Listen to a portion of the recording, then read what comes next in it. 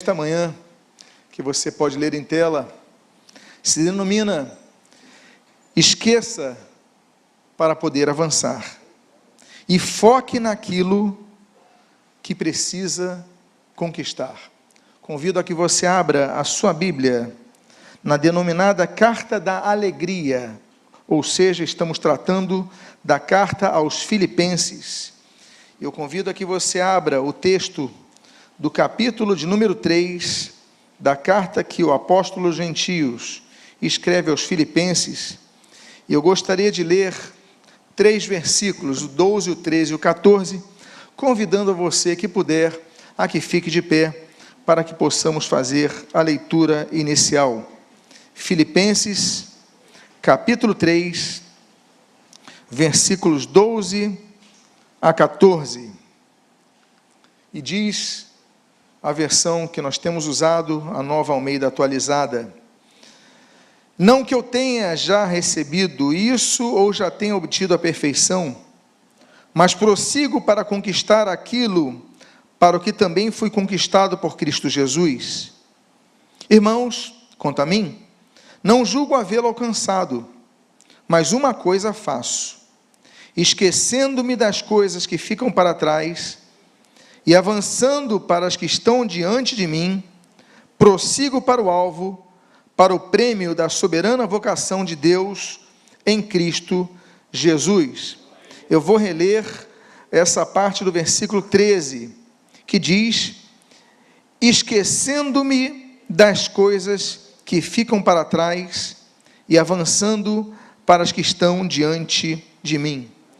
Oremos. Pai amado, Deus bendito, lemos a tua santa e preciosa palavra e pedimos: Deus, fala conosco nesta manhã.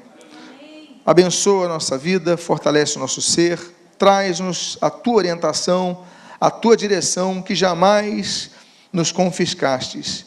Muito pelo contrário, sempre nos outorgastes. Muito obrigado, e o que nós pedimos, nós fazemos agradecidos em nome de Jesus. Amém e amém. Os irmãos, por favor, podem tomar os seus assentos. É uma das cartas mais, e se nós pudermos utilizar um qualificativo em relação à comparação a outras missivas do apóstolo Paulo, é uma das mais positivas cartas. Nós não vemos nos Filipenses os problemas de divisão como nós vemos nos Coríntios, nós não vemos problemas de facções internas como nós vemos ali nos Efésios, nos Gálatas. Nós não vemos problemas como nós vemos em outras igrejas, que são ali detalhadas pelo apóstolo Paulo. Nós percebemos que a igreja de Filipos aparentemente tem uma maturidade um pouco mais desenvolvida que outras igrejas em relação ao seu crescimento espiritual. Paulo se alegra, Paulo incentiva que a igreja se alegre. Alegrai-vos no Senhor, novamente digo alegrai-vos, e por isso muitos denominam de carta da alegria, mas também alguns denominam como carta de maturidade, assim como Colossenses é uma carta profundamente madura em termos da sua cristologia. A doutrina de Gálatas, que é denominada, por exemplo, a declaração de independência da fé cristã em relação ao judaísmo. Cada carta tem a sua característica, todas edificam a nossa fé. Mas a carta aos Filipenses, ela traz nesses 3 versículos uma diretriz que nós podemos utilizar para nossas vidas.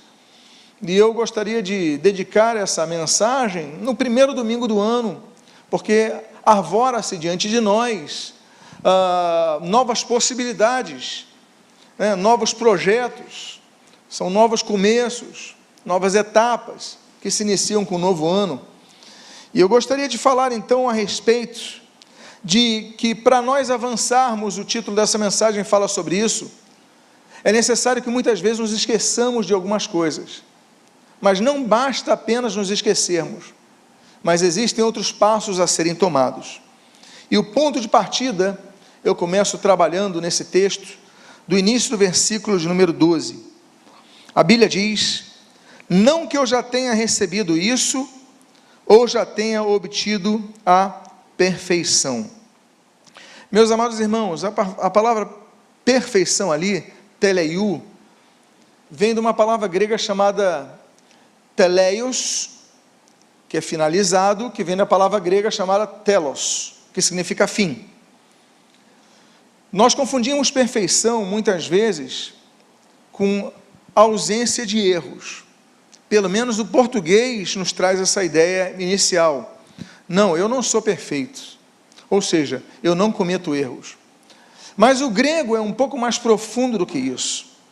O grego, nós temos aqui, na Bíblia fala, o Senhor Jesus usa esse texto ali, em Mateus capítulo 5, quando o Senhor Jesus diz assim, sede perfeitos, como perfeito é nosso Pai.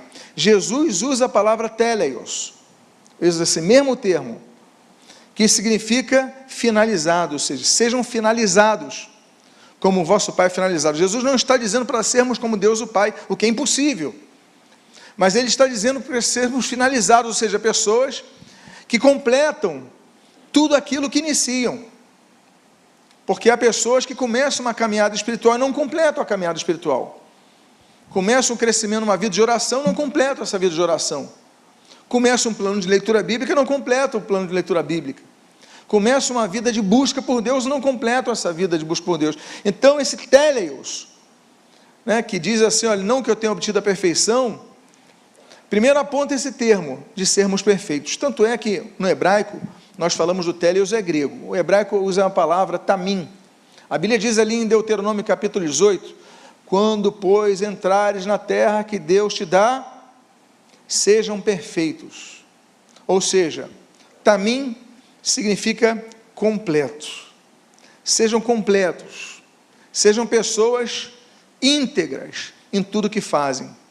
Então, nós devemos buscar a perfeição, ou seja, nós devemos completar tudo aquilo de bom que nós começamos, devemos finalizar, devemos conquistar. Então o termo perfeição, e nós já pregamos sobre isso, inclusive John Wesley, ele traz 3 de seus muitos esboços, 3 de seus estudos, ele fala sobre a perfeição, e a Igreja Metodista trabalha muito sobre isso, a doutrina da perfeição de John Wesley, mas não vou falar sobre isso, já preguei a respeito. Mas o que o Paulo fala aqui, e a Bíblia inclusive fala em Colossenses, quando eu fiz uma igreja também madura, ele fala no capítulo 1, que a função da igreja é buscar a perfeição, e no capítulo 4 diz para mantermos a perfeição, ou seja, começarmos e concluirmos. Olha que perspectiva importante nós temos, mas o apóstolo Paulo é um homem humilde, e o ponto de partida nos mostra que mesmo que nós não tenhamos concluído tudo que nós começamos, ou seja, atingido a perfeição em nossos projetos, porque quando chegamos no final de um ano nós vemos, eu conquistei isso, eu fiz aquilo, mas também não deixei de fazer aquilo, também desisti daquilo, também não consegui concluir um sonho, mas o apóstolo Paulo diz, não que eu já tenha recebido isso, ou já tenha obtido a perfeição. Não é porque eu já obtive a perfeição, ele vai falar, eu prossigo para o alvo. Porque há pessoas que, por não conseguirem concluir etapas de suas vidas, elas não começam novos projetos. Eu fui reprovado no meu colégio. Então, eu vou ter que repetir de ano. Eu não vou ter outros projetos. Por que não? Você pode ter novos projetos. Eu não consegui concluir a minha leitura bíblica anual. Mas por que você não pode começar novamente? O apóstolo Paulo, quando ele vai falar para prosseguirmos para o alvo, e vamos trabalhar mais sobre isso, ele diz assim, não que eu tenha obtido, que eu já tenha conquistado, que eu já tenha concluído, que eu já tenha finalizado.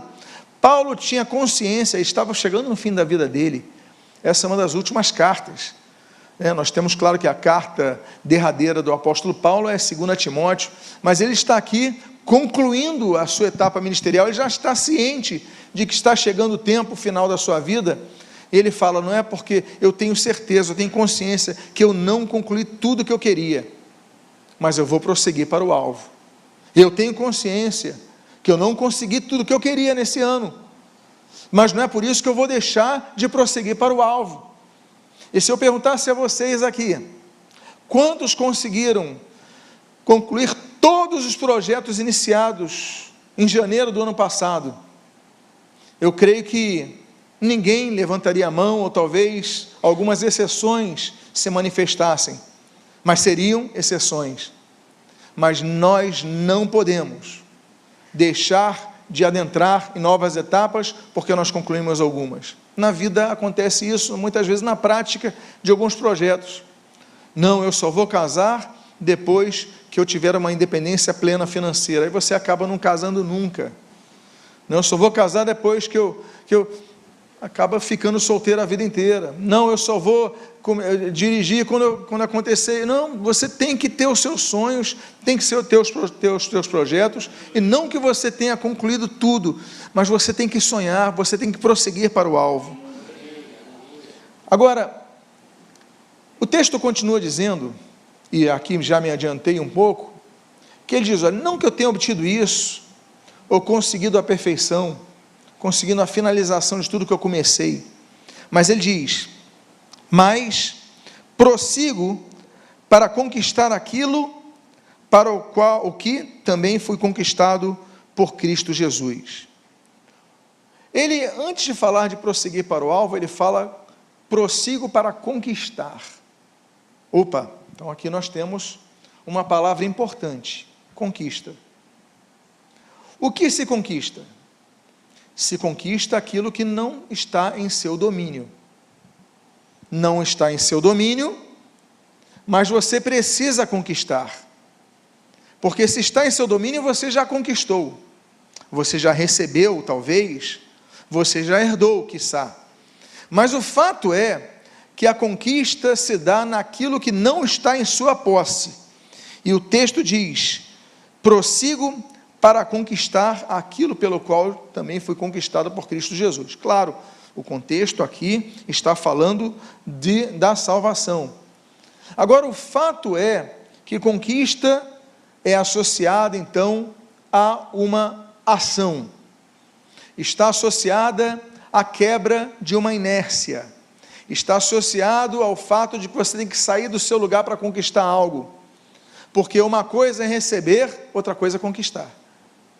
Uma coisa é ganhar, outra coisa é conquistar.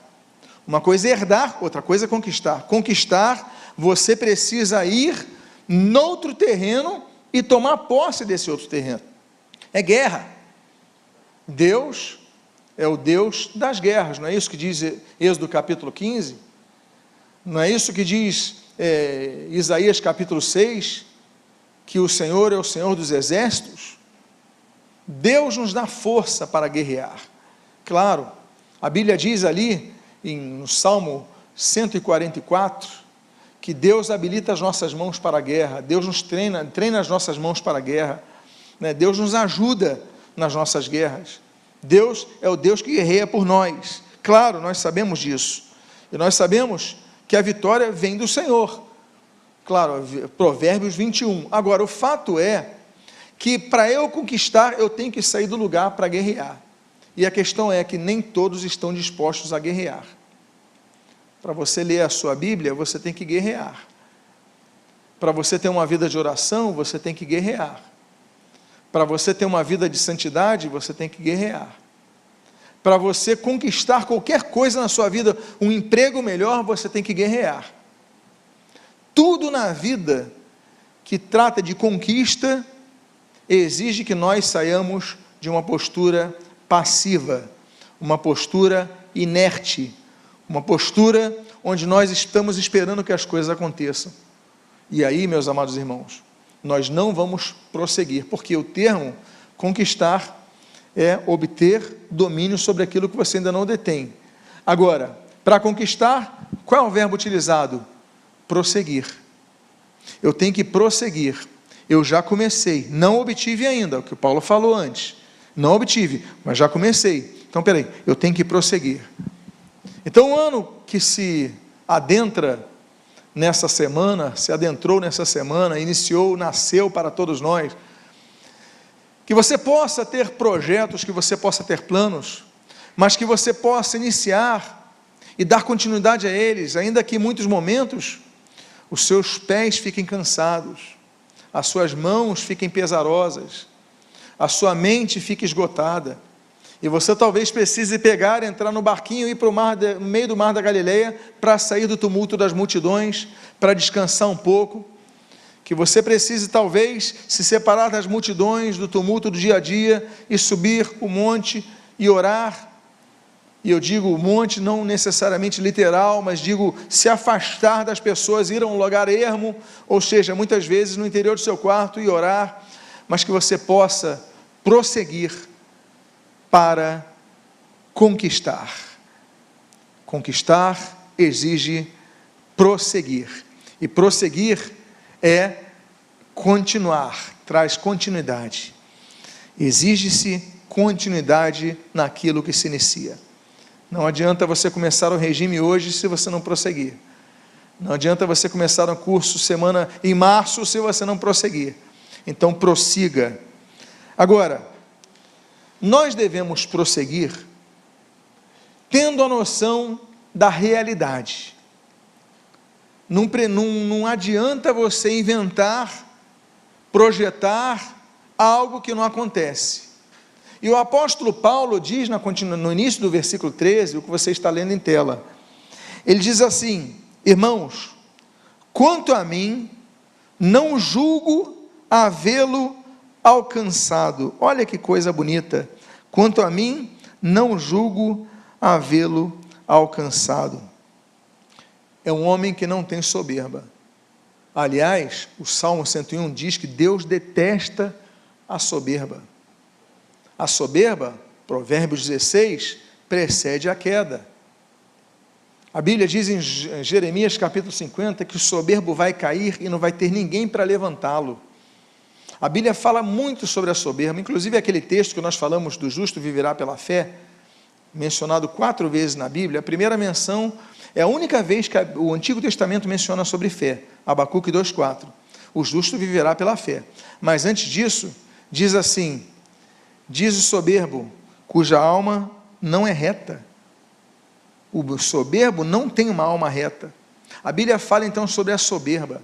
Por isso que o apóstolo Paulo diz ali em 1 Coríntios capítulo 10, versículo 12, olha, aquele que está em pé, cuide para que não caia. Nós devemos então ter consciência de nossas limitações. Não é que você vai começar um grande projeto que você vai dizer, eu estou plenamente preparado para esse projeto. Não, Paulo diz, olha, irmãos, quanto a mim, o apóstolo gentios, o homem que teve a revelação que teve, o homem que pregou o evangelho em tantos lugares, implantou tantas igrejas, salvou miríades de almas, ele diz assim, quanto a mim, não julgo havê-lo alcançado. Eu ainda não completei, eu ainda não concluí, ainda tem coisas para fazer. Então o caminho é o reconhecimento que nós precisamos começar, mesmo que não sejamos, ou nos vejamos, ou compreendamos, que já temos plenas condições de alcançar o fim. Claro que muitas vezes você tem algumas áreas, olha, eu tenho condição de fazer isso, eu tenho condição, agora tem planos que você tem que começar. Paulo fala, eu vou prosseguir para conquistar, agora eu não julgo havê-lo alcançado, eu ainda tenho que conquistar. Porque se ele não falaria prossigo para conquistar, ele apenas testemunharia, porque eu conquistei. Não, eu prossigo para conquistar, eu preciso conquistar. Temos que buscar a perfeição, temos que buscar o teleios, o telos, o fim temos, mas nós devemos, amados irmãos, ter a consciência de que precisamos da graça de Deus para alcançar as nossas conquistas. Por isso, todos os projetos que nós temos, nós devemos colocar em oração diante de Deus. Deus, eu vou começar o projeto disso, Deus, eu tenho dificuldade nisso, mas eu quero iniciar, Deus me ajuda nisso, Deus me dá direção, eu quero conquistar isso que eu não tenho, não detenho, eu quero conquistar, eu vou prosseguir, mas eu preciso da tua força. E aí, aquilo que Tiago fala no capítulo 4, que Deus resiste aos soberbos, mas dá graça aos humildes. Aí Deus começa a derramar graça sobre a sua vida. Agora, ele fala de prosseguir para conquistar aquilo que ele não tem. Ele já tinha recebido a salvação, mas tinham coisas que ele precisava conquistar, que ele falou, eu ainda não recebi, eu tenho que concluir a minha etapa de vida, eu tenho que concluir as coisas que eu comecei. Mas nós temos que ver que existe uma coisa que nós precisamos fazer para prosseguir, que muitas vezes é esquecer. Diz o texto, na continuação do versículo 13, mas, e esse mais é importante, uma coisa faço. Opa, eu não alcancei, eu entendo que eu não alcancei, mas uma coisa eu faço. E ele continua dizendo, esquecendo-me das coisas que ficam para trás. Existem, meus amados irmãos, 4 momentos ancoradores de pessoas que olharam para trás. Talvez o mais conhecido seja o da mulher de Ló, ali que se encontra em Gênesis capítulo 19, quando ela olha para trás e se transforma em estátua de sal. Ela perde tudo, ela perde a vida, ela perde tudo porque olhou para trás quando Deus mandou prosseguirem olhando apenas para a frente. Esse é o primeiro exemplo. O segundo exemplo é o de Ofra, que não acompanha Ruth porque olha para a terra de Moabe e prefere ficar em Moabe, e por isso não herda as bênçãos da terra do pão. Então, Ofra olha para trás. O terceiro exemplo nós temos com o povo de Israel, quando diante do Mar Vermelho, Êxodo capítulo 14, ele olha para trás e vê os exércitos de Faraó que estão chegando, e eles ficam desesperados. E aí então nós aprendemos que muitas vezes nós devemos olhar para o mar, porque Deus vai abrir o mar. A derrota dos inimigos, ela vem sobrenaturalmente, não vem pela nossa força, vem pelo milagre de Deus, cujo mar aberto depois se fecha sobre eles. E o quarto momento de pessoas que olham para trás está em Números capítulo 11, quando Israel olha para o Egito e fica com saudade das cebolas do Egito. Eles murmuram pelo que recebem, já se enjoaram do maná, já estão cansados daquele gosto de mel todos os dias, já estão fartos daquela provisão de Deus, e preferem a vida antiga que tinham. Meus amados irmãos, são âncoras na vida. Muitas vezes, tragédias da vida são âncoras. Quando nós fizemos a ceia do Senhor, no final do ano, na última sexta-feira, tivemos a ceia do Senhor, aos irmãos que aqui não estiveram, e eu chamei todos aqueles que perderam entes queridos, porque o objetivo era, finalizou o ano, passou o luto, mas agora é momento de nós prosseguirmos, olharmos agora para frente, porque a vida continua. Meus amados irmãos, por isso que o texto diz, esquecendo-me das coisas que ficam para trás. Existem 2 tipos de âncoras de pessoas que olham para trás: a âncora da derrota e a âncora da vitória. A âncora da vitória, eu falei da âncora da derrota, olha, eu não consegui isso, então não vou conseguir mais. Eu perdi a oportunidade, eu vou desistir de ter novos planos e novos sonhos. Eu tive dissabores na minha vida passada, então isso. Eu fui reprovado nisso, não consigo. Eu recebi um não na porta do emprego, então não consigo mais. Então você desiste das coisas pelas âncoras do passado. Paulo fala, esqueça. Eu vou me esquecer das coisas do passado. Para prosseguir e conquistar, eu tenho que me esquecer das derrotas, mas também, muitas vezes, da âncora de vitórias. Porque tem pessoas que, por terem tido vitórias no passado, se acomodam e não lutam por novas vitórias. Eu já consegui o que eu queria e agora eu vou descansar. Ou seja, entram na zona de conforto, não conquistam mais nada e muitas vezes acabam perdendo aquilo que conquistaram de repente. Já consegui isso, pronto, eu vou descansar. Não, nós devemos sempre ter um alvo em nossa frente, independentemente das derrotas do passado ou independentemente das vitórias que nós tenhamos alcançado no passado, temos que ter novas metas para novas conquistas, para novas vitórias. Por isso, esquecendo-me das coisas que ficam para trás. Aí ele continua dizendo, no versículo de número 13, ainda na sua continuação, e avançando para as que estão diante de mim. Enquanto você olha para trás, você não vê o que está na frente, porque ninguém tem olhos na nuca. Você só tem olhos no rosto. Ninguém tem olhos na nuca. Se você apenas olha para trás, você não vê o que está na sua frente. E o texto diz: avançando para que estão diante de mim. O verbo está no presente. As bênçãos de Deus já estão diante de você. A minha pergunta: você consegue vê-las? Você consegue olhar para elas? Nós devemos ser pessoas que olham, que veem, que vislumbram as coisas, porque muitas vezes nós olhamos para frente e não vemos nada. Em primeiro lugar, nós somos um povo que deve olhar para cima. Isaías 45, Deus diz: olhai para mim, e sereis salvos.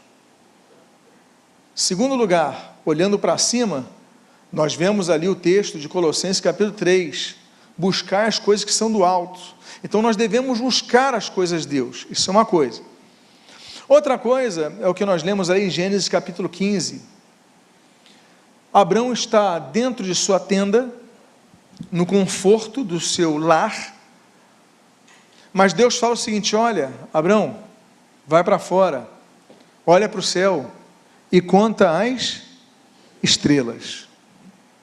Ele teve que sair da sua tenda, olhar para cima e contar as estrelas, ou seja, dedicar tempo, dedicar foco, dedicar atenção às promessas que Deus tinha para ele. Porque se ele apenas olhasse as estrelas e Deus não mandasse contar, porque é impossível contar as estrelas, ninguém é capaz de contar todos, talvez você chegue no número 10, número 20 e depois se esqueça onde eu parei. Não dá para fazer uma contagem. Agora, Deus manda nós termos atenção nos detalhes que Ele está mostrando para cada um de nós em nossa frente. Por isso que Ele fala: esquecendo-me das coisas que ficam para trás e olhando para o quê? Para as que estão diante de mim. Aí, diz o texto, eu tenho que avançar. Então é um segundo, e ele é correlato, é um segundo verbo que ele fala: prosseguir para conquistar e avançar para o que Deus já colocou diante de nós. Estamos diante de um novo ano. Quais são as nossas perspectivas? Nós devemos olhar para frente, nós devemos olhar para o alto. Não é isso que diz Hebreus capítulo 12? Olhando firmemente para o autor e consumador de nossa fé. O que eu gosto nesse termo não é apenas a menção ao Senhor Jesus Cristo, que é o autor e consumador de nossa fé, e esse é muito significativo isso, mas eu gosto quando ele coloca assim, firmemente, ou seja, sem tirar o foco, sem olhar por um segundo para o lado, é firmemente no autor e consumador de nossa fé. Aí, meus amados irmãos, eu vou para a última parte desse texto que nós lemos, com o qual finalizo essa mensagem. Aí ele diz, novamente, o prosseguir. E ele diz: prossigo para o alvo, para o prêmio da soberana vocação de Deus em Cristo. Prossiga para o alvo, ou seja, mantenha o foco, porque distrações acontecem, distrações vão surgir no meio do caminho, você tem que prosseguir para o alvo. O atleta, como diz o apóstolo Paulo em 1 Coríntios capítulo 9, ele só atinge o seu objetivo se ele mantiver o foco. Ele precisa de algumas coisas para atingir o seu objetivo. Primeiro, ele precisa de treino. Não é verdade? O atleta precisa treinar para conseguir o seu objetivo. Estamos falando aqui no exemplo da corrida. Segundo lugar, ele precisa aprender a administrar a sua ansiedade. Há pessoas que perdem coisas porque são muito ansiosas. O atleta, se ele for muito ansioso, ele vai sair em disparada. Ele vai querer alcançar logo, mas depois ele vai cansar. Terceiro, ele vai ter que administrar a sua energia. Ele não pode correr muito intensamente, ele tem que guardar a sua energia para o final. Eu não sei quantos acompanharam a corrida de São Silvestre, que aconteceu agora, no dia 30, um brasileiro quase ganhou, o brasileiro estava quase ganhando, estava na reta final, já chegando, e ele manteve um pique bom, só que aí veio um etíope, e de repente vai lá, e passa ele e vence, no finalzinho. Por quê? A administração de energia. Nós dedicamos muita energia nos lamentando, nós dedicamos muita energia nos irritando, nos indignando, gastamos muita energia com aquilo que não merece a nossa energia, aí chega na reta final, a gente não consegue alcançar os louros da vitória. Não, que nós possamos prosseguir, focados em Cristo, prosseguir para o alvo, para o prêmio da soberana vocação que há em Cristo Jesus. Eu convido a você nesse momento a colocar-se de pé.